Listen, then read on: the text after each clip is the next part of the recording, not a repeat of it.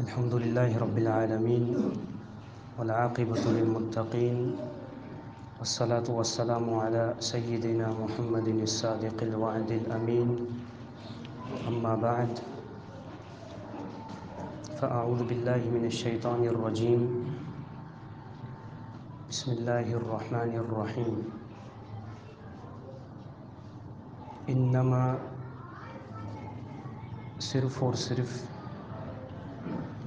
انما بے شک المؤمنون ایمان والے وہ ہیں، پکے مومن وہ ہیں، الذین وہ لوگ جو آمنو ایمان لے کر آئے، باللہ اللہ پر، ورسولہ اور اس کے رسول پر، ثم پھر لم یرتابوا انہوں نے شک نہیں کیا، وجاہدوا اور انہوں نے جہاد کیا، باموالہم اپنے مالوں سے، وانفسہم اور اپنی جانوں سے،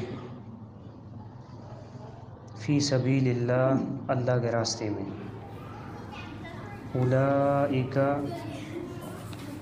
یہ لوگ، ہم یہی ہیں، الصادقون سچے لوگ۔ یہ سورہ حجرات کی 15 نمبر آیت ہے۔ پچھلی آیت میں اللہ تعالیٰ نے دیہاتیوں کا ذکر کیا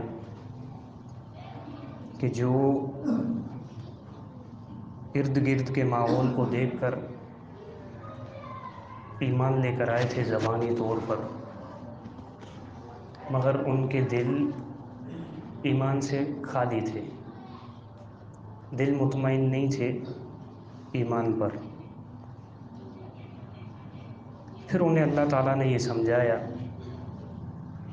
کہ ابھی تک تمہارے دل خالی ہیں، لہٰذا تم زبان سے دعوے مت کرو۔ وہ تو جو پچھلی آیت میں باتیں ہوئی سو ہوئی۔ اب یہاں اللہ یہ بتا رہا ہے کہ اصل میں مومن کون ہے۔ زبان سے صرف دعوے کرنا یہ کافی نہیں ہے۔ اگر آپ کسی چیز کا دعویٰ کرنا چاہتے ہیں تو زبان سے تو ویسے ہی دعوے اچھے نہیں لگتے، کیونکہ کبھی کبھی بندہ ہو سکتا ہے کہ جو دعویٰ کر رہا ہے وہ واقعی میں وہ کام کر رہا ہو، لیکن آگے جا کے وہ اس کام کو چھوڑ دے، تو اس کا مطلب وہ اپنے دعوے میں بعد میں جھوٹا ہوا۔ دعوے کی دلیل یہ ہوتی ہے کہ بندہ عمل کر کے دکھائے، جس بات کا وہ دعویٰ کر رہا ہے وہ کام کرے، اور کام بھی ایسا کرے کہ پوری زندگی وہ کرتا رہے۔ تو دیہاتیوں نے یہ حرکت کی کہ وہ زبان سے دعوے کرتے تھے، لیکن اللہ نے یہ کہا کہ تمہارے دل ایمان سے خالی ہیں۔ اچھا، پھر ایمان والے کون ہیں سچی اور حقیقی؟ تو اللہ تعالیٰ یہ کہہ رہا ہے کہ انما المؤمنون صرف اور صرف ایمان لانے والے حقیقی مومن، الذین آمنوا باللہ ورسولہ وہ ہیں جو اللہ اور اس کے رسول پر ایمان لے کر آئے۔ ابھی یہاں ہماری مسجد میں 15 روزہ جو نشست ہوتی ہے شیخ نظام الدین حافظ اللہ کی، اس میں آپ شرکت کیا کریں۔ جو کرتے ہیں ان کو پتہ ہے کہ ایمان کی گفتگو تفصیلی چل رہی ہے کہ ایمان 6 چیزوں کا نام ہے۔ اللہ پر ایمان لانا، رسولوں پر ایمان لانا، کتابوں پر ایمان لانا، فرشتوں پر، آخرت پر، اور اچھی اور بری تقدیر پر۔ یہاں اللہ یہ کہہ رہا ہے کہ مومن صرف وہی ہیں جو اللہ اور اس کے رسول پر ایمان لے کر آئے۔ اب یہاں 4 چیزوں کا ذکر نہیں ہے، ٹوٹل 6 چیزیں ہیں نا ایمان میں: اللہ، رسول، کتابیں، فرشتے، آخرت اور تقدیر۔ یہاں پہ 2 چیزیں ہیں، اللہ اور رسول صلی اللہ علیہ وسلم۔ تو ظاہر سی بات ہے جو 4 چیزیں ہیں، کتابوں پر ایمان لانا، فرشتوں پر، آخرت پر اور اچھی اور بری تقدیر پر، ان پر ایمان لانے کا حکم کس نے دیا ہے؟ اللہ اور اس کے رسول نے۔ تو آٹومیٹکلی اس میں شامل ہیں۔ جو اللہ پر اور اس کے رسول پر ایمان لے کر آیا تو اس کا مطلب وہ اور 4 چیزوں پر بھی ایمان لے کر آیا، کیونکہ ان 4 چیزوں پر ایمان لانے کا حکم کس نے دیا ہے؟ اللہ اور اس کے رسول نے۔ تو حقیقی مومن وہ ہیں جو اللہ اور اس کے رسول کی باتوں کو مان لیتے ہیں۔ جو اللہ اور اس کا رسول کہتا ہے کہ ایک وقت آئے گا یہ ہوگا، وہ مان لیتے ہیں۔ اگر وہ یہ بتائیں کہ پچھلے زمانے میں یہ ہوا تو وہ مان لیتے ہیں۔ اللہ اور اس کا رسول اگر کہے کہ فلاں کام کرو تو وہ کر لیتے ہیں، فلاں کام سے رک جاؤ تو وہ رک جاتے ہیں۔ لیکن یہ سلسلہ لمیٹڈ نہیں ہوتا، بلکہ مرنے تک ان کا معاملہ یہی ہوتا ہے ثم لم یرتابوا، پھر وہ شک نہیں کرتے۔ اللہ اور اس کے رسول پر ایمان لے آئے، اس کے فرامین کو مان لیا، تو ایسا مانا ہے کہ ثم لم یرتابوا، ایک طویل مدت گزر جاتی ہے جو کہ ان کی زندگی ہوتی ہے اپنی اپنی لکھی ہوئی، لیکن پوری زندگی یقین کے ساتھ اللہ اور اس کے رسول کی باتوں کو مانتے ہیں، کبھی بھی شک نہیں کرتے، کبھی بھی شک نہیں کرتے۔ دیکھیں یہاں پہ لفظ ثم ہے، ثم لفظ جو ہے یہ ایک فاصلے کے لیے آتا ہے۔ آپ کو اس طرح میں سمجھاؤں کہ ثم سے پہلے جو ذکر ہوتا ہے وہ ہے ایمان ذکر ہے، اور ثم کے بعد جو ذکر ہوتا ہے وہ ہے شک نہیں کرنا۔ ان کے درمیان ایک فاصلہ ہوتا ہے۔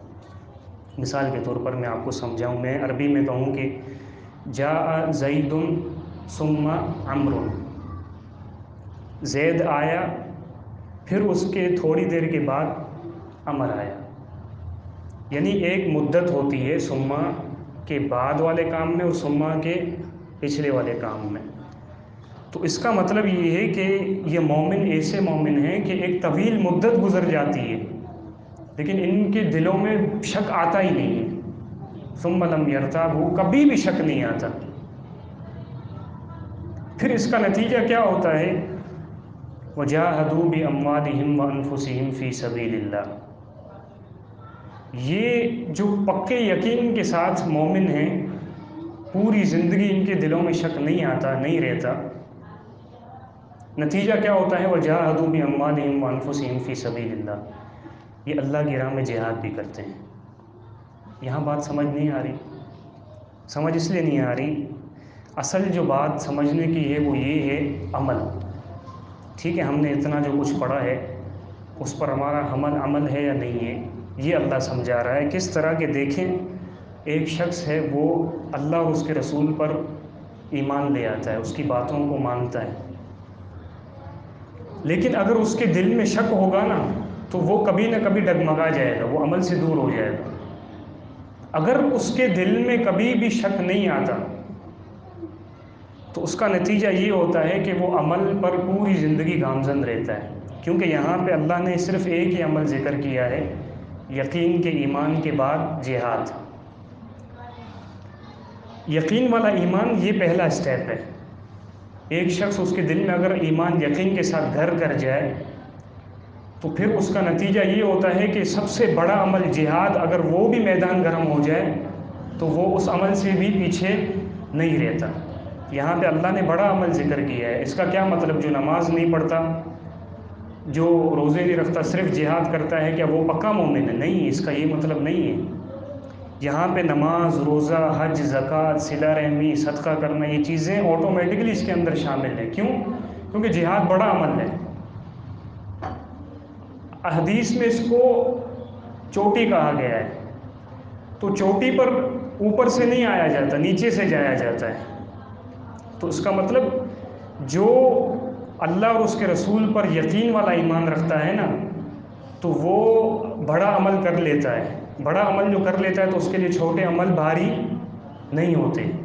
مثال کے طور پر اگر میں آپ کو کہوں کہ 50 جو ہے نا کلو والی سیمنٹ کی بوری ہے وہ آپ اٹھا لیں، اگر وہ آپ اٹھا لیں تو آپ کے لیے 5 کلو والی تھیلی مشکل نہیں ہوتی اٹھانا۔ تو جہاد بھاری عمل ہے جس کا اللہ ذکر کر رہا ہے کہ جو پکے مومن ہوتے ہیں ان کے لیے کوئی بھی عمل مشکل نہیں ہوتا، یہاں تک کہ جہاد جو کہ اسلام میں سب سے بڑا مشکل عمل ہے۔ جہاد ایسا عمل ہے کہ اس عمل کو اللہ تعالیٰ گرم کر کے لوگوں میں تقسیم ان کی ظاہر کر دیتا ہے۔ جہاد ایک ایسا عمل ہے کہ جب بھی میدان گرم ہوتا ہے جہاد کا تو لوگوں کی تقسیم خود بخود ہو جاتی ہے، خود بخود ظاہر ہو جاتا ہے کہ آج تک جو اللہ اور اس کے رسول کی باتوں پر عمل کر رہا تھا سچ میں اس کے دل میں یقین تھا یا نہیں تھا، یہ جہاد کے وقت پتہ چل جاتا ہے۔ پھر جس کے دل میں یقین ہوتا ہے وہ اپنی جان بھی قربان کر دیتا ہے، جس کے دل میں یقین نہیں ہوتا تو پھر وہ نفاق کا مظاہرہ کر کے میدان جہاد سے بھاگ جاتا ہے۔ تو اللہ تعالیٰ یہی سمجھا رہا ہے کہ اگر ہمارے دلوں میں واقعی میں اللہ اور اس کے رسول پر یقین ہے بغیر شک والا، دیکھیں شک کبھی کبھی آ جاتا ہے، یہ آپ نے سنا ہوگا شیخ نظام الدین حافظہ اللہ سے، شک کبھی کبھی آ جاتا ہے لیکن ہمیشہ نہیں رہنا چاہیے دل میں، کیونکہ یہ آپ کو پتہ ہے کہ شیطان وہیں پر وسوسے ڈالتا ہے جہاں پر ایمان ہوتا ہے، چور وہیں پہ ڈاکہ ڈالتا ہے جہاں پر خزانہ ہوتا ہے یا مال ہوتا ہے۔ خالی گھر میں کبھی بھی ڈاکو ڈاکہ نہیں ڈالتا، چور چوری نہیں کرتا۔ تو جہاں پہ ایمان آتا ہے وہاں پہ شیطان وسوسے بھی ڈالتا ہے۔ کبھی کبھی آپ کے دل میں یہ آ سکتا ہے کہ یار پتہ نہیں یہ جو میں عمل کر رہا ہوں اس پر جو وعدہ کیا گیا ہے وہ ملے گا بھی نہیں ملے گا، پتہ نہیں دین پر میں عمل کر رہا ہوں سچی بات ہے بھی یا نہیں ہے، یہ اس وسوسے آتے ہیں۔ لیکن مومن ایسے ہیں کہ لم یرتابو، وہ اس کو بٹھاتے نہیں ہیں دلوں میں، اندھا یقین کرتے ہیں اللہ پر۔ سمجھ آ رہی ہے بات؟ اندھا یقین، کوئی سوال نہیں، کوئی جواب نہیں، کوئی لاجک نہیں، کوئی منطق نہیں، کوئی عقلی دلیل نہیں، اس کے پیچھے نہیں پڑتے، بلکہ اندھا یقین ابو بکر صدیق رضی اللہ عنہ کی طرح کہ ان سے جب پوچھا مشرکوں نے کہ آپ کے ساتھی نے اب تو بہت ہی بڑی بات کر دی ہے، وہ بات کیا کی ہے کہ ناممکن بات کہ ایک ہی رات میں بیت اللہ سے بیت المقدس اور بیت المقدس سے ساتوں آسمانوں کی سیر، پھر واپس آنا اور اپنے گھر میں ایک ہی رات پر پہنچ جانا۔ تو ابو بکر صدیق نے کتنے اندھے یقین کا مظاہرہ کیا جو کہ اللہ کو مطلوب ہے، کہ میں اگر محمد صلی اللہ علیہ وسلم نے یہ بات کہی ہے تو میں اس کا یقین کرتا ہوں۔ کیونکہ ان کے پاس تو روزانہ آسمانوں سے آتی ہیں باتیں، تو یہ تو صرف ایک مرتبہ کا عمل ہے، تم تو ایک مرتبہ کے عمل کو دیکھ کر جھٹلانے کی دلیل بنا رہے ہو، میں تو ان پر جو روزانہ آسمانوں سے باتیں آتی ہیں ایک دن میں پتہ نہیں کتنی بار آتی ہیں، میں تو اس کو مانتا ہوں، تو یہ میرے لیے ماننا کون سی مشکل بات ہے۔ تو اللہ یہی سمجھا رہا ہے کہ ہماری زندگی اگر عملی میدان میں کمزور ہے تو اس کا مطلب ہمارے دل شک میں ہے، کہیں نہ کہیں پر شک چھپا ہوگا، کبھی کبھی ہمیں بھی پتہ نہیں ہوتا، لیکن اس کا ازالہ کرنا چاہیے، اور وہ ازالہ خلوت میں ہوتا ہے کہ بندہ خلوت میں بیٹھے اور اللہ سے آہ و زاری کرے کہ پتہ نہیں کیا ایسا معاملہ ہے کہ اللہ میں عمل میں کیوں پیچھے ہوں، کیا وجہ ہے، کچھ نہ کچھ تو ہے، معاملہ خرابی ہے۔ کبھی کبھی ڈاکٹر کو بھی بیماری کی شناخت نہیں ہوتی ہے، تشخیص نہیں کر سکتا ہے وہ، تو سب سے بڑا طبیب اللہ تعالیٰ ہے۔ جب میرے اور آپ کے ہتھیار کام کرنا چھوڑ دیں تو پھر اللہ تعالیٰ کے سامنے سرنڈر ہو جانا چاہیے کہ اللہ اب تو ہی ہمارے دلوں کا علاج کر، اگر ہمارے دلوں میں کہیں پہ شک ہے تو تو اس شک کو دور کر دے۔ آگے اللہ تعالیٰ نے فرمایا کہ مومن وہ ہیں جو شک نہیں کرتے، ایمان لے کر آتے ہیں، شک نہیں کرتے اور جہاد کرتے ہیں۔ جہاد کا ذکر کر کے سارے اعمال اس میں شامل ہیں، کیونکہ بڑی چیز ذکر کی ہے تو بڑی چیز میں چھوٹی چیز خود بخود آ جاتی ہے۔ جیسے میں نے آپ کو مثال دی، اگر آپ 50 کلو والی تھیلی اٹھاتے ہیں، آسان ہے آپ کے لیے، تو پھر 5 کلو والی مشکل نہیں ہو سکتی۔ اب بات یہ ہے کہ جہاد کب ہوتا ہے؟ اگر ہم مثال کے طور پر جہاد نہیں کر رہے تو کیا ہم پکے مومن نہیں ہیں؟ کیونکہ جہاد ایک ایسا عمل ہے جو ہر بندہ نہیں کرتا اور ہر وقت بھی نہیں ہوتا۔ تو جہاد کب ہوتا ہے اور کون کون جہاد کرے گا، اس کے حوالے سے انشاءاللہ اگلی جو کلاس ہوگی اس میں گفتگو ہوگی۔ اللہ تعالیٰ سے دعا ہے کہ اللہ تعالیٰ ہمیں ان باتوں کو سمجھنے کی توفیق عطا فرمائے۔ وآخر دعوانا ان الحمدللہ رب العالمین۔ اس ویڈیو کو زیادہ سے زیادہ شیئر کیجیے اور ہمارے چینل سبحانی مسجد لیاری کو سبسکرائب کیجیے اور صدقہ جاریہ کے مستحق بنیے۔ جزاکم اللہ خیرا کثیرا فی الدنیا والآخرہ۔